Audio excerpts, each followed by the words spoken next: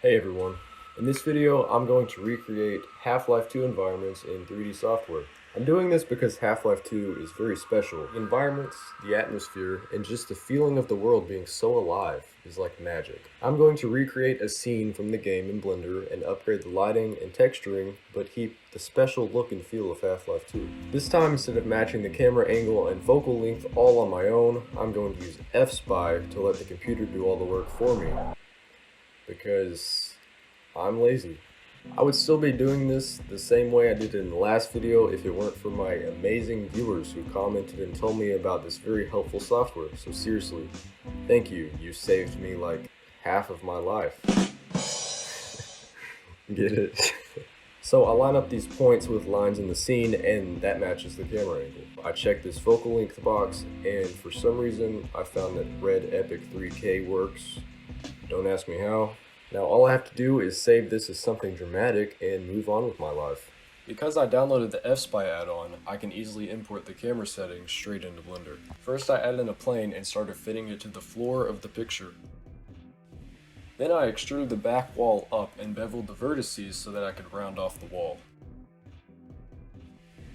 I selected the edges and then extruded them out to make the rest of the building. And now we have the shape of the room. That's pretty much it for the walls. So because we don't want the room to be completely empty, I started off with modeling the wood palette under the boxes. I scaled it to fit the general shape in the picture and rotated it so that everything lined up correctly. Using another cube, I made the box on top of the palette and duplicated it for the other box on top. I gave our scene a barrel. The pipes were very good detail and they were very noticeable, so I tried to get them the best they could be. I moved both ends around to fit the shape of the pipes in the picture and duplicated the pipe to make the other two. But the last one was kind of doing his own thing, so I had to get him in check. I could have duplicated the palette from the back, but for some reason I decided to waste like 15 full minutes making another one. This one was a little bit more detailed though, and I deleted some faces so that it wasn't just a flat box. Now I had to subdivide all the things in the scene so then later I could project the image onto everything. So I got the image and applied the material to all the things in the scene. Now it was time to bring all of this together using Project from View. Project from View takes an image and projects it onto your stuff from the angle you were looking at it. So since I lined up everything and subdivided everything, the picture now works as the texture for everything. And I know I said everything a lot, I don't know why. But if you go out of camera view and look around, then there's some obvious problems, but it doesn't matter because we won't even see it.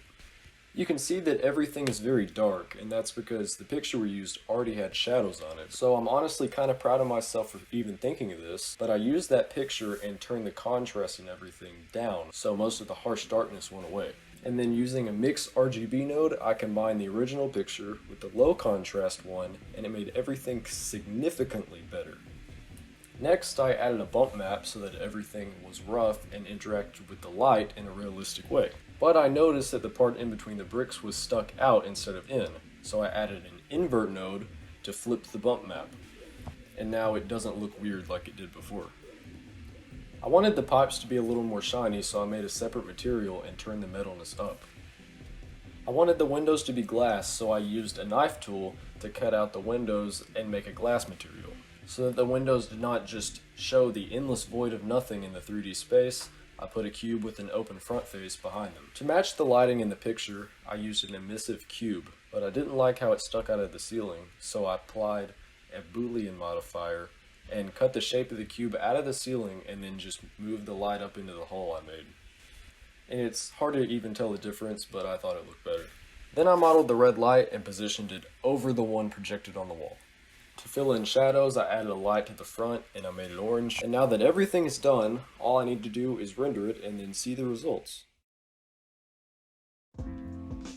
After hours of painfully lining up things, and 3 cups of coffee later, I transformed this into this. I'm happy with how this turned out, and I think that the lighting is actually pretty nice. Hope you enjoyed watching me make this, and maybe consider subscribing. I've got a lot of really cool things planned, and I'm excited to make it and share it with you all.